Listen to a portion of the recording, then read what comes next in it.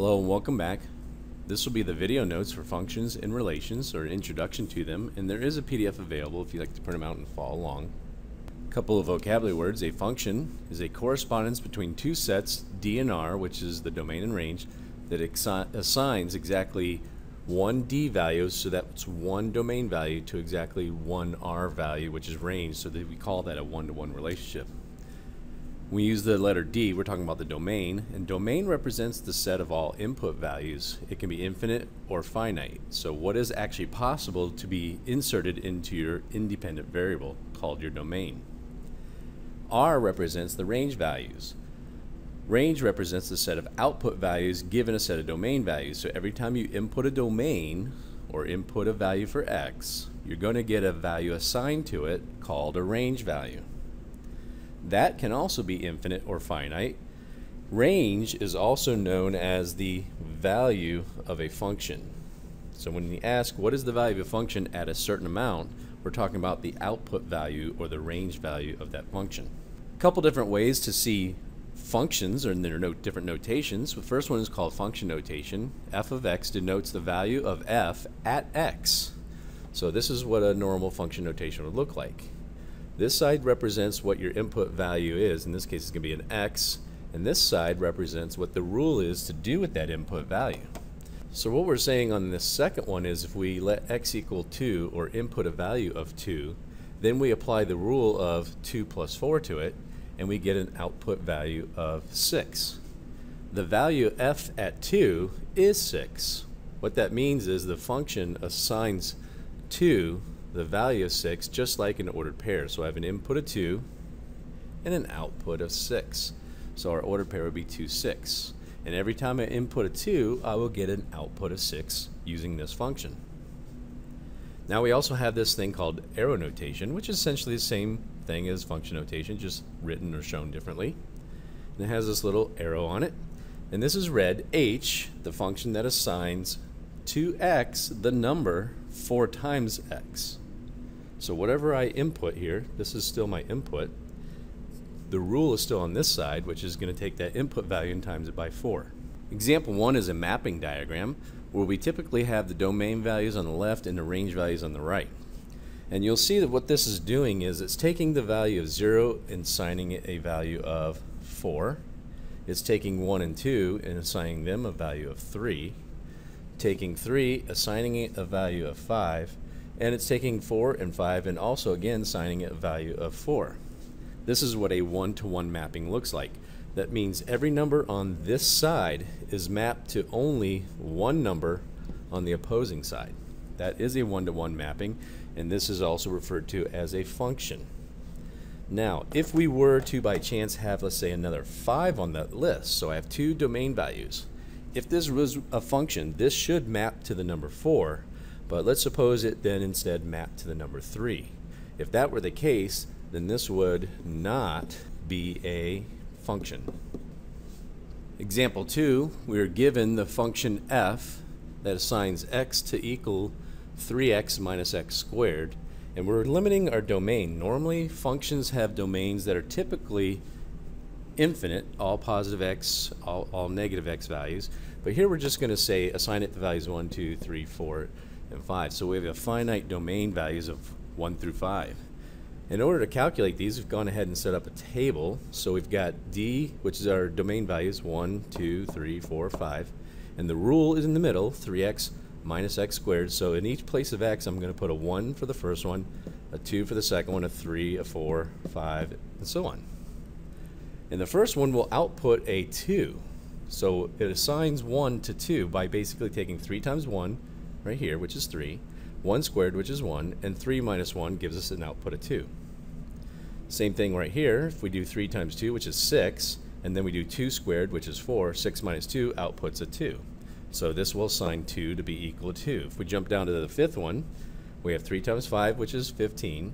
And 5 times 5, 5 squared is 25, and 15 minus 25 gives us a value of negative 10. So the value of 5 is assigned the value of negative 10.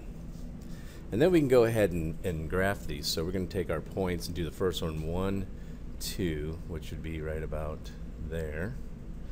And the next one, which is 2, 2, which should be right about there.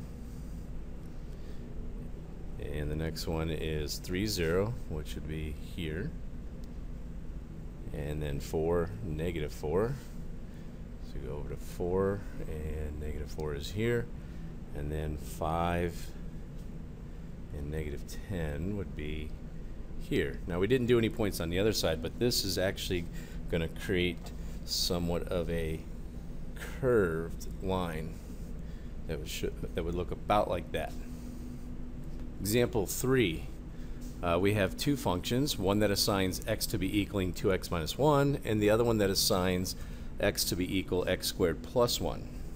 So our first one is f of 4. So what that means is wherever you see x in the rule, you replace it with a 4. So we're going to replace x with a 4, and we're going to calculate that out to 8 minus 1, which is 7. So f of 4 is equal to 7. So the value of that function at 4 is 7. Now we have g of 4, and that's going to take the g function, which is x squared plus 1, but it's still going to replace x with a 4 squared, and we're going to add 1. Well, 4 squared is 16. 16 plus 1 gives us 17. So g of 4 is assigned the value of 17.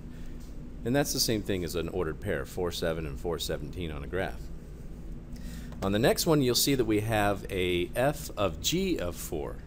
So what we do is we go to our innermost function, which is g of 4, and we do that first. So g of 4 is going to take 4, square it, and add 1. So that's going to give us 16. 16 plus 1 is 17. Now this becomes the new input for the f function. So basically we're now finding f of 17, and that's going to assign us to 2 times 17 minus 1. 2 times 17 is 34, and 34 minus 1 is going to give us 33. Now we're going to reverse that g of f of x, or in this case of 4. So we have to do the f function first, and that's going to be 2 times 4 minus 1. And that's going to give us 2 times 4 is 8 minus 1 is 7. Now we need to find g of 7, and that's going to give us 7 squared and plus 1 to that. 7 squared is 49. 49 plus 1 is 50. So if we rewrite these two problems, f of g of 4 is going to have the value of 33, and g of f of 4 is going to have a value of 50. Example 4 is just another function. The difference is this is in function notation instead of arrow notation, but it's an absolute value function, and we do limit the domain to be -4, -2, 0, 2, and 4, and we created another table. So we input a -4 for x, which would go here, and -4 plus 2 is -2, but the absolute value of that is 2. So this function takes -4 and assigns it a value of 2. So we're going to go ahead and plot that, so -4 and a positive 2 would be there. The second one, it takes -2 and assigns it a value of 0. So we have -2, 0. So -2, 0 would be here. The next one takes 0 and assigns it a value of 2. So that would be here. And the next one assigns it a value of 2 to be a positive 4. That would be here. And the last one is a 4 that's assigned the value of 6. Here's 4 and up 6. And that's where the graph starts to look like. And if eventually, if we go to an infinite domain, this has only domain values of 5. We have 5 domain values. But if we go to an infinite domain, this will end up creating a V-shaped graph. That's if our domain was all real numbers. However, the only graph we have here are these 5 dots because that's the domain values they told us to use. Example 5, we want to find the domain. Now typically the domain is simply all real numbers. And I use this abbreviation for all real numbers. That little symbol there looks like an A and an R combined. But that's normally when we have our variables in the numerator of every problem. If we ever have variables in the denominator, such as here, or if we have variables under a radical sign like we do there, we may have limitations on what our actual domain numbers can be. Those are our input values. So what can I input for x in each of these problems? Typically it's all real numbers. Now here's what we do. Anytime we have a variable in the denominator, we do not want that denominator to be equal to 0. So what we'll do is solve this bottom number, x squared plus 4, and where does it equal 0? So we'll try to solve this for 0, and whatever we get that caused that bottom number to become 0 will end up being our exception to the all real numbers. So x squared is going to equal -4, and then when we try to take the square root of both sides, the square root of x squared is x. However, the square root of a number is undefined. Since we cannot find a number that causes the denominator to equal 0, for this first function, we say that its domain is equal to all real numbers. So no number in there is going to cause that denominator to become a 0. In this second one, we have an x times an x plus 2. We have two things multiplied together. So what we're looking for is where does x equal 0 and where does x plus 2 equal 0, because the zero product rule says if I have two numbers here multiplied together and they're equal to 0, then one or both of them are equal to 0. So I just assign the first one equal to 0 and the second one equal to 0. So anytime x is equal to 0, that denominator will become a 0. And the second one, if I have x plus 2 equals 0 and solve that, I get another 0 if x is equal to -2. So on this one, we can say the domain equals all real numbers except 0 and -2. Because if I put a 0 here, I'll get a 0 in the bottom. Or if I put a -2 here or here, I'll get a 0 also, because this will become a 0, and 0 times this number will still give me a 0. So you can't have a 0 in the denominator. Under the radical sign, this is a square root. As we showed over here, square roots cannot equal negatives. So what we need to do is find out what values of x will cause this to become a negative number.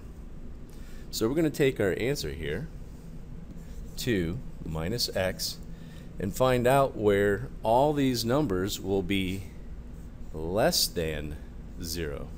We don't want to say equal to 0 because it's allowed to equal 0. The square root of 0 is just 0.